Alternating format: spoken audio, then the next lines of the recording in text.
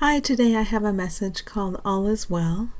So it starts with there's a peaceful place where you can always go.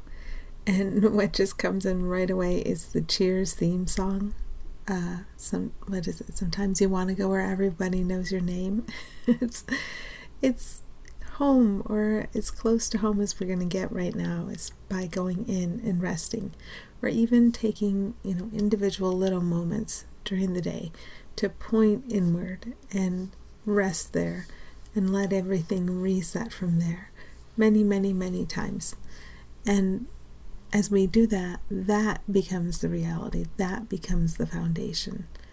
That becomes what we rely upon, not the aspects of time and space that are actually very changeable. I was going to say unstable at first, but I got corrected because what they want me to see is blessing. Everyone has the power to bless everyone, and blessing involves a perception of change, which is entirely safe.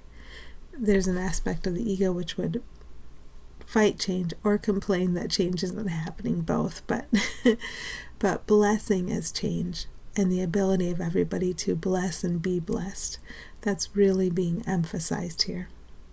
So being in this peaceful place as often as we can, resetting and reorienting toward this peaceful place that's within immediately. And I think our standards for ourselves are getting higher, that when our minds start to go in a certain direction, we respond more responsibly. We understand the importance of responding immediately to our minds starting to go off in a direction that is not helpful, because we know it's up to us. No one's gonna reorient in our mind except for us. It's just us. So we're the ones who have to do that part. The peaceful place to which we reorient, and where we let everything kind of reset and begin again from over and over and over again, that isn't our doing. That already is. That's our home, or the symbol of our home, as close as we're going to get right now. And that one's not a responsibility. It's just there. But reorienting toward our home or toward peace, that is a responsibility. I think all of us are taking it more seriously. Just seeing the benefit of it. It's natural. It doesn't have to be forced. When you see how it affects your experience, that you have a happier experience when you reorient toward peace often, then you have more of a motivation to do it. Okay, live in retirement. So there's this idea of, do I want to say holding back, or kind of resting back a little bit, observing, not being such an actor, observing, watching, and then waiting to see what moves you. We're used to, forgive me if my words are awkward, reactive acting. Like something happens and we bounce off it, and we bounce off something else, we bounce off. So we're just acting in reaction to the perceived conditions of time and space. And this is another one of the things I think we're starting to see through, that this is just a whole lot of nonsense, a whole lot of waste of time. So now I think you might notice in yourself more of a tendency to watch, to wait, to listen, to hold back, hang back. It's not exactly right, but just to watch and to be aware and to notice. Am I being told to do something from within? Not just reactivity. Am I being told to say something? Has it been made clear to me what to say? Or is it just coming from reaction? And more we find our home in this place where we're, I want to say hold back, we're holding back, but that almost feels like a tension, or we wouldn't want to hold back what we call the good stuff. That kind of seems like a strain. So not in that sense, but a willingness to, I think rest back are the best words I can describe. Rest back and not go bouncing around like a super ball in reaction, but just take a step back and look and watch and wait and see what instructions come to us and through us. Okay, you don't need external thanks. This is a big ego thing, recognition. Believing that it gets the recognition of other egos and thinking, well, this is a good thing. I can rest. I can, once I get what I need in terms of attention and approval and recognition, then I'll be all right. But until then, I gotta try to get my cup filled somehow. So that cup is irrelevant. That cup doesn't need to be full. You're full of you're full of yourself.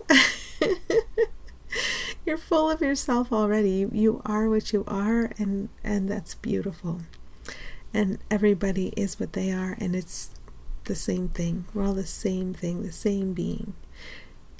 We're here in the sameness, and in that sense, we're all connected, and our cup is already full. So whenever I have this sense that my cup isn't full and I have to go withdraw from something or someone else to fill that cup, I have to get something out of somebody, I'm just mixed up. I've forgotten. I've never had an empty cup. I've always been me, which has been complete fulfillment. Not the character, the being. You've always been the being you are. And that's never not been complete and utter fulfillment. Have we projected, superimposed an illusion of a separate me on top of that, who does seem to be unfulfilled in the story of itself? Sure, yeah, we did that. But that's not us, and that's not real. As we are together in unity, we're completely fulfilled. And when we learn to rest back, wait into that peace that we all are together, despite what the characters seem to be doing in time and space, then we're in that fulfillment. We're letting that fulfillment tell us what comes next. We're letting that fulfillment bless everyone and take the forms that form is going to take as we're escorted through and out of illusion. Okay, a dream based on what is actually in your mind is a gentle, happy dream. So today I've been repeating to myself, my mind holds only what I think with God. So if you think of your true mind as the mind you share with all, that's your sane mind. Every being shares the same sanity. It doesn't matter if some humans look sane and others look insane. What matters is that we actually share the same mind and we share the same sanity. And when we haven't taken a step back from interpersonal experience, when we're right in the middle of that, it's hard to remember. It's much easier to react. That's why we have to take these steps back, to rest and be still and listen and be reoriented toward what is actually here. So a dream based on what is actually in your mind is a gentle, happy dream. This is what we're learning how to allow. We're learning how to allow the nightmare to change into a blessing. To remember that all share the power of blessing and that miracles bless everyone.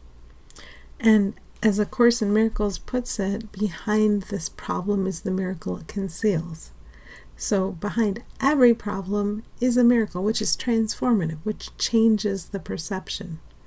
And all we have to do is allow all these miracles to blossom and change our perception of everything, and know that we're held in utter stability and love as this happens. So we don't need to worry about change and transformation seeming to happen. It's just a seeming, because the gentle, happy dream is also an illusion, but it's the illusion that escorts us through and out of the illusion we made. So because we have the power of blessing, we can reorient toward that power and toward remembering everyone has that power, and even everything. We're not used to thinking of things in that way, but that doesn't make it untrue, that everything does have the power of blessing. There's a sameness in both everyone and everything, and that sameness is love, it is light, it is the blessing. Okay, the holiness in your mind and the holiness in their minds, this holiness can show you that all is well. So your mind is full. It's full of holiness. It's full of light. Your false mind isn't. It seems to exist, yet doesn't. It seems to exist, yet doesn't. It seems to be here, but that's okay. Your true mind is shared with all, and it's holy. So all of their minds, all the ones you call other, they're holy. They're completely fulfilled, completely filled with light and love. And as we learn to trust the presence of this holiness, that our fear projection covers up. Okay, so our projection of fear covers up this holiness, but the more we stop to remember that it's here and get reset into our willingness to allow the holiness that's actually here underneath the fear projection, to allow it to shine forth, blossom, take over, show us, the more we do that, the more it's not something we have to stop to remember as much. It is more obvious to us. So we want to allow this holiness in everyone and everything to become obvious to us. But if we're in our old habit of judging, evaluating, analyzing, interpreting, comparing, planning our defenses against all these things we think we don't like in this world we made up, we're extending the amount of time we spend in the unhappy dream, because we're just trying to handle it. We're trying to handle it, trying to battle within it.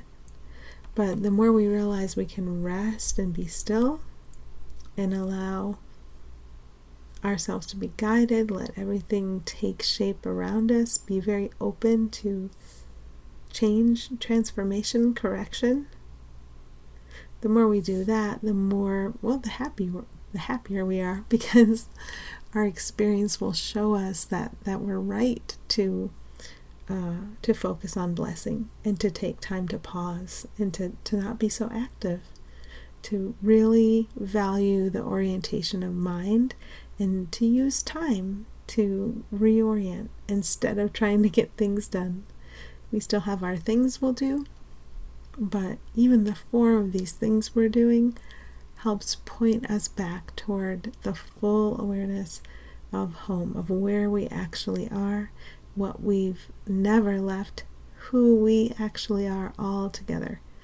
And as this memory surfaces and becomes more obvious, then we see lots of evidence to support it, because we're making this up. So you can start to tell what you believe by what you're experiencing and what you're seeing. Okay, so that's why all is well. Even if it seems chaos is more chaotic than it ever has been, it's the ridiculousness of our fear projection. But behind the fear projection, remember, is the holiness we share, and we all have the ability to allow it to shine forth and correct what we've been seeing and lead us all. Okay, that's it for now. Happy healing.